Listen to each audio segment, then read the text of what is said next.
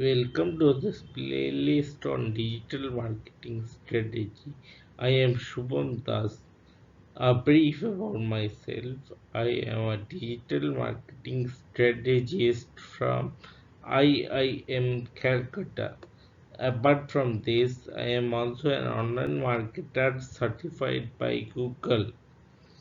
I am inbound and content marketer certified by HubSpot. Again, welcome to this playlist on digital marketing strategy. A small clarification: this playlist is for beginners only. It skims through the basic concepts.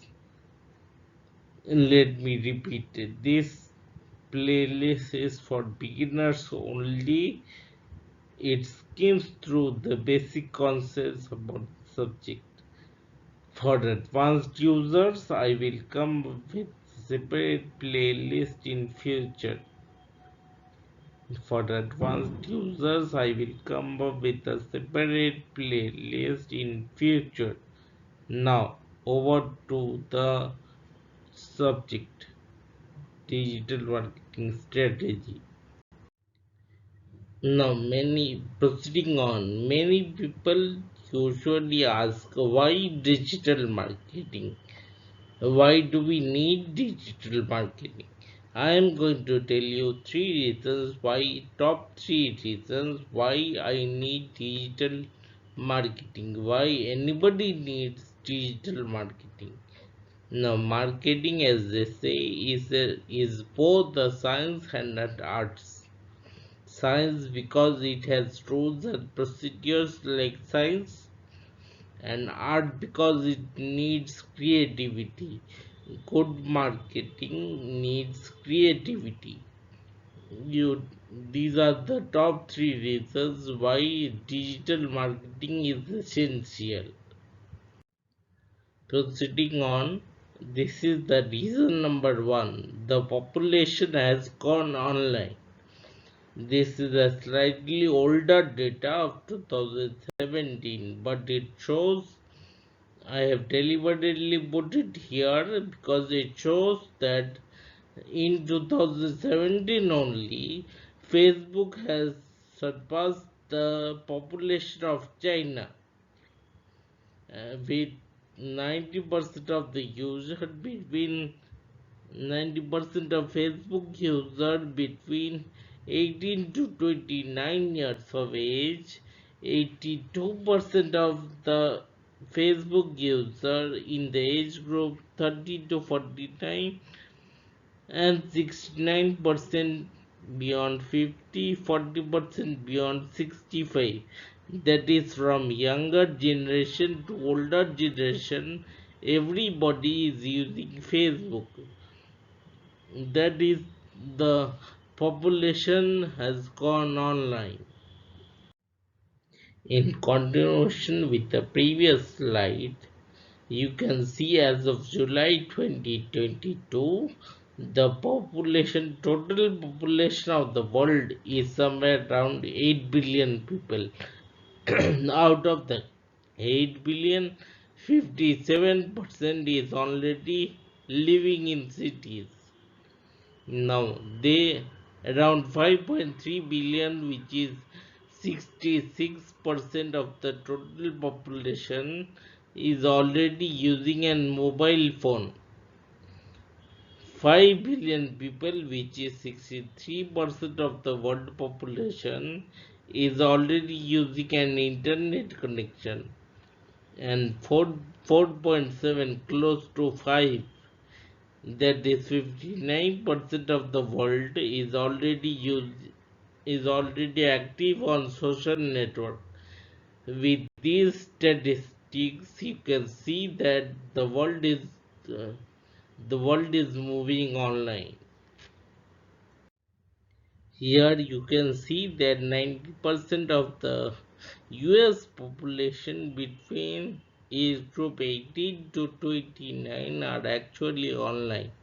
82% of the population between age group 30 to 49 are online. 69% and 40% respectively.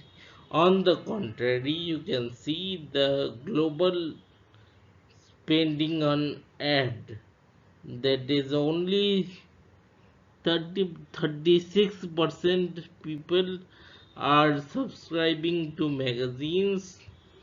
Less number of people, around what, 19% people are into desktop internet, a subscription to newspapers, cinema halls, going to cinema halls, watching television, listening to radios. That is all the traditional marketing channels. The people are less using those, and now they are they are more using more the internet.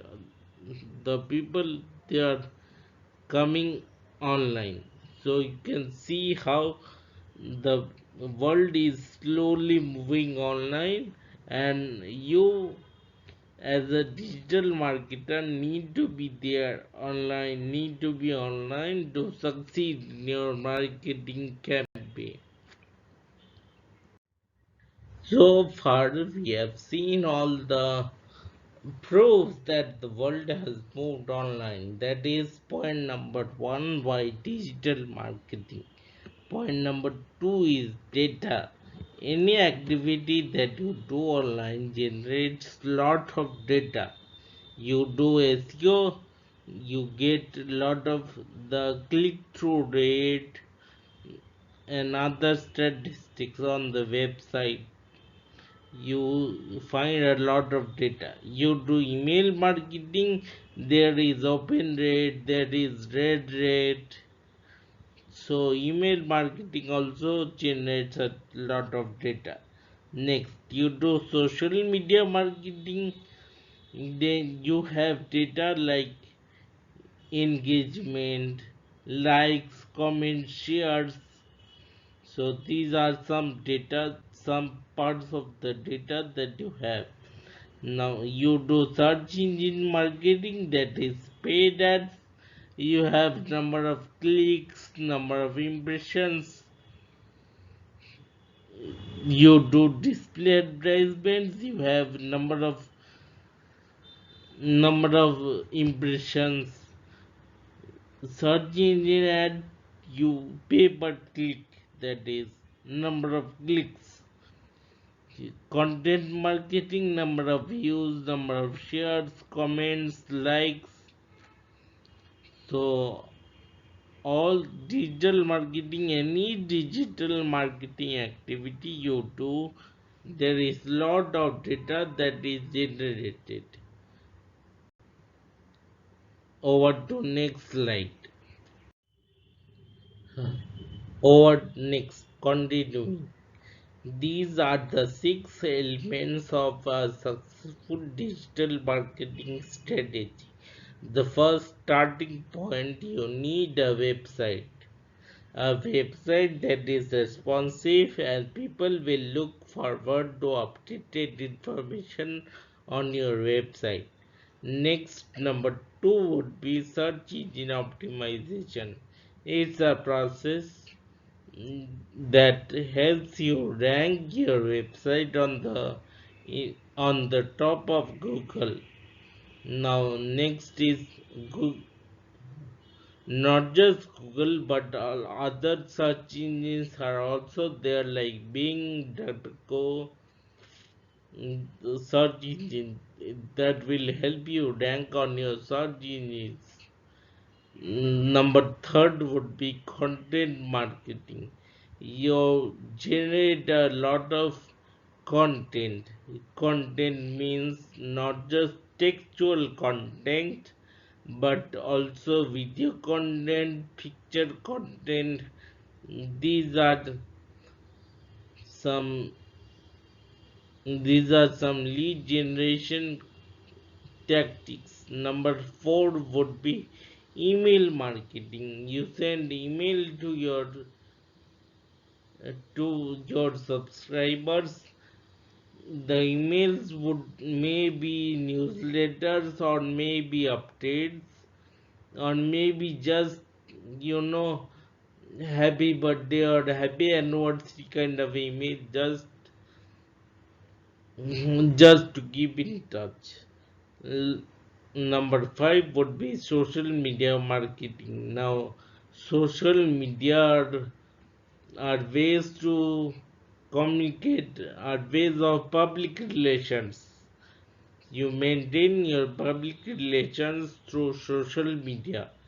You can be on Facebook, Twitter, LinkedIn, Instagram. I can go on naming, but the crux of the matter is every now and then a new social media springs up because of the popular demand of the market, and you need to be in the places in the new social networks as well as the old. You need to be on the new social networks. Also, you need to maintain your presence in the in the old social networks. Lastly, number six would be pay per click marketing. These are basically inorganic marketing that is paid for. You have pay per click, pay per impression, lot of things are there. All these six elements need to work together to be able to succeed. These six elements need to be integrated in a good digital marketing strategy. These are the six elements you should remember. Next slide. So, in point number two, you saw that a lot of data is getting generated. Now, the obvious question is, what do we do with this data? The answer would be we analyze the data. So there are few ways to analyze the data.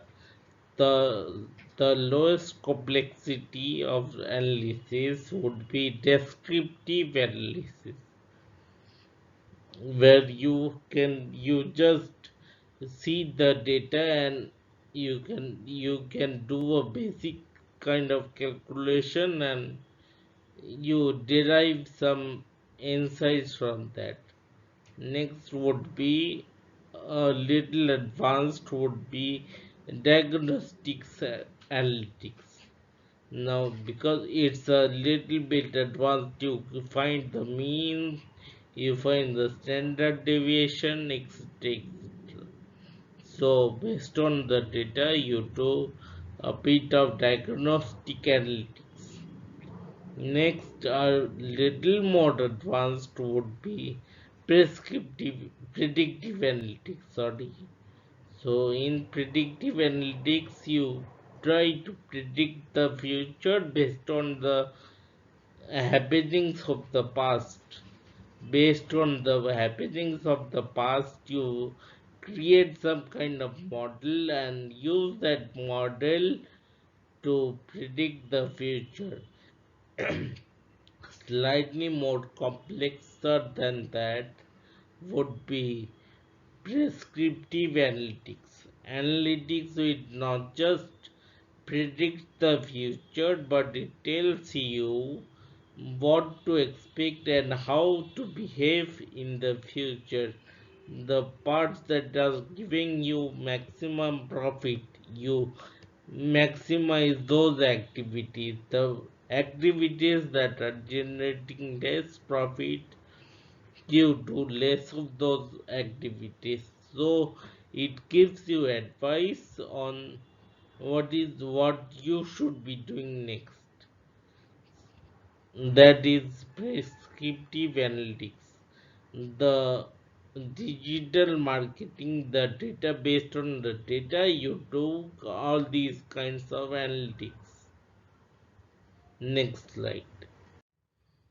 The analytics that you do, it will also give you a lot of other data, like The business review, what's your business look in the eyes of any consumer, the existing sales that happens, and how you can increase your sales, the client profiling, that is how the ideal client should look like, the ideal client lifestyle, the income category, the age group, etc. etc. All these details you can find through analytics.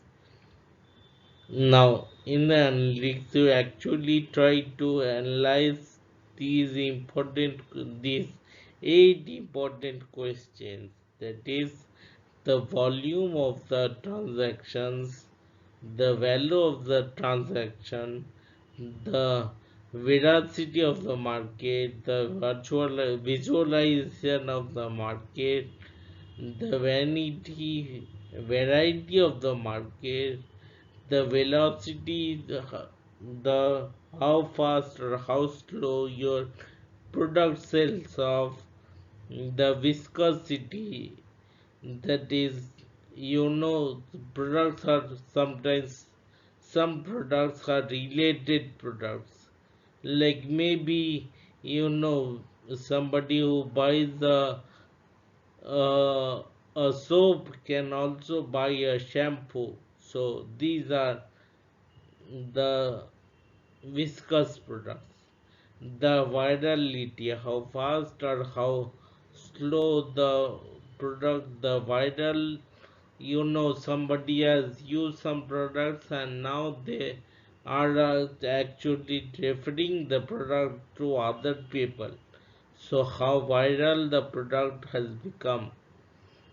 These are some of the 8 V's of the analytics. Using analytics, you try and find out these 8 details about the market, or how well your product is actually taken up by the market. You get to find out these details using analytics. Next, now as a marketer, how these analytics are going to help you. Let's try and find out. So, using the analytics, you can optimize your channels and optimize your marketing budget based on the analytics. You can gauge how the customer attrition would look like. Customer attrition means customers are going away from your brand and picking up some other brand. Now, sentiment analysis. If using analytics, you can find how the customers feel about your brand. Customer segmentation, that is, not all products are sold to the same user, same customer base. Customer base for a Ferrari would be different from customer base of a normal SUV. So customer segmentation would be important, and using analytics you can find out customer segmentation, and you can position yourself, you can promote the right kind of product to the right kind of people, that is right kind of segment, right kind of product to right kind of segment. Next is recommendation engine. Based on the user's browsing habit, you can recommend some products to the customers. Like they do in Amazon or they do in Netflix. You watch a movie and similar movies will show up on your feed. You purchase a product, similar products will show up on your feed. These are recommendation engines. Now, next would be lead targeting and scoring. How well the lead has been nurtured. That would be lead targeting and scoring. Lead scoring. That is somebody who is a lead for maybe past 1 week, and he or she has read all your contents and very excited about your product, so he will score higher than somebody who has read some of your blogs and is little interested in your product and is somewhere less interested in your product, so he will get a low score. Next is pricing point or pricing strategy. Now every customers have every customer have every the various pricing points. Some customers would be happy to buy a high price product, and some economic customers would be interested to buy on discounts or something like that. So pricing strategy you can find through analytics, and then you have real-time analytics, like you have these tools like Google Analytics, etc., which tells you how many visitors are currently browsing your website, so you can show them real-time updates or real-time. Nowadays you can have these chatbots which are some kind of real-time attention grabbing tools. So these are some of the benefits of having a good analytics and analyzing your data. These are some of the benefits that you get. Thank you. That would be end of this video and end of this slide. Suitable questions which are posed on the YouTube channel on the video comments, which is within the first 7 days of publishing this video, will be answered via shorts or reels on respective medium.